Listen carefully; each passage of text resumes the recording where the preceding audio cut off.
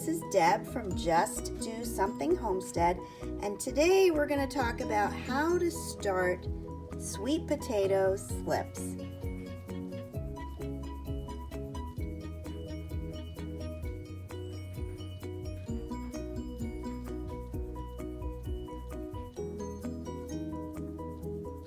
As most of you know, my husband Jim and I moved to West Virginia just a couple months ago, and I have raised sweet potatoes for many years, but we're having some obstacles, two of them in fact. One is I can't seem to find a lot of my things that I need for gardening, and the other one is it's very expensive to buy them here. So I went out today to Walmart to try to get some things to get my sweet potatoes started, and this tray last night I just barely got them going. So these are my sweet potatoes that I have raised in the past.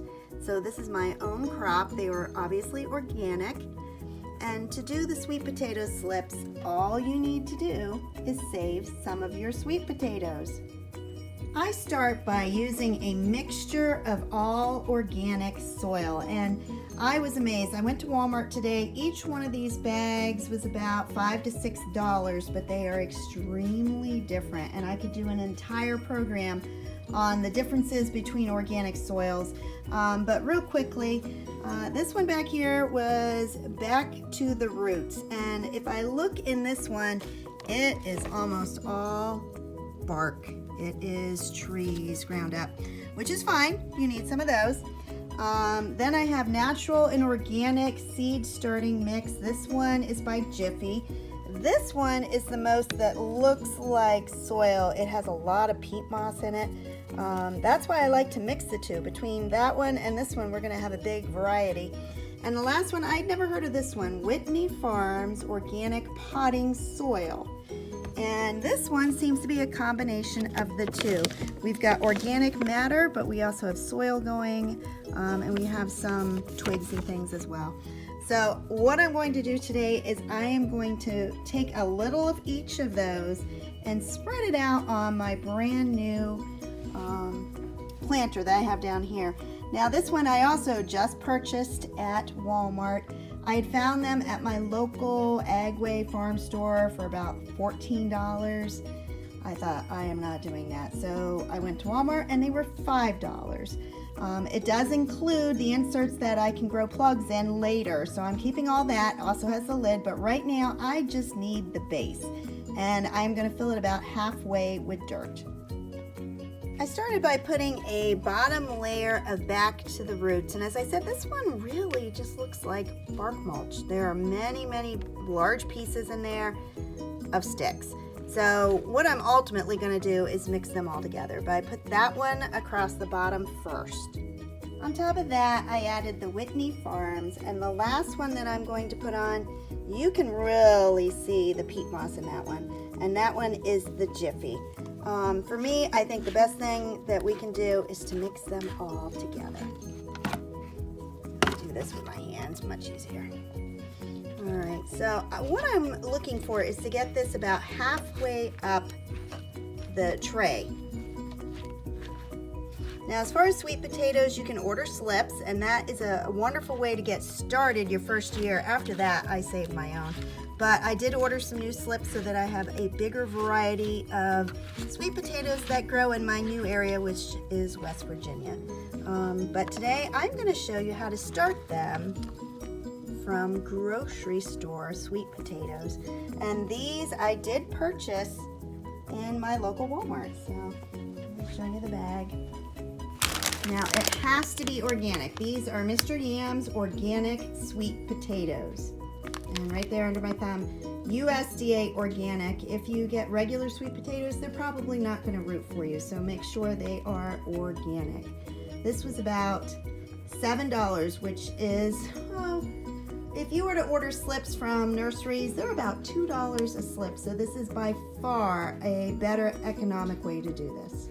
When I raise my own, I specifically try to find small ones that I'm going to use to start my my slips, but these are rather large. So all you're gonna do, this is perfect if you don't have any sweet potatoes to start with.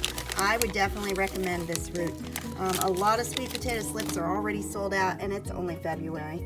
All you're gonna do is just put them onto the soil, and you can put them rather close. That one's a big one.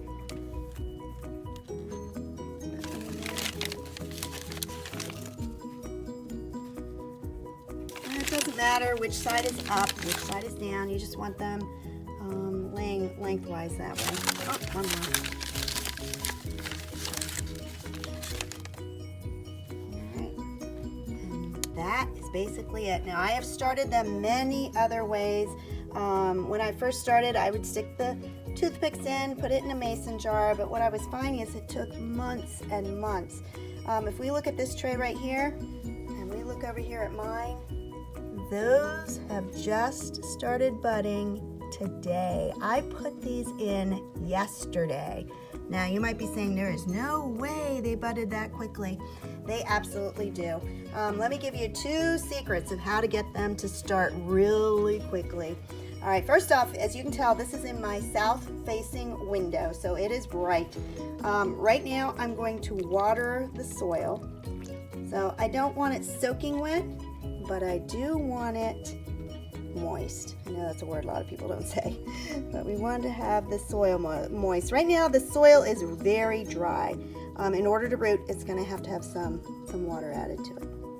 All right, and then the last secret, get a little more there, is right here.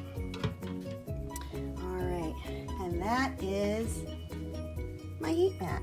Now the heat mat that I have, I will show you the whole brand here. I ordered these off of Amazon, just like that, and they were significantly less than what I saw today in Walmart again. But they basically look like this.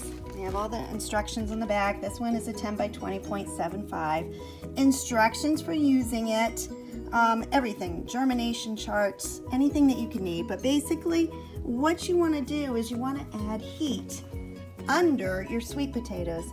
If you can see on this one, I already have the mat down there. Those are the ones that are coming up so very quickly. So you're going to put the mat under it.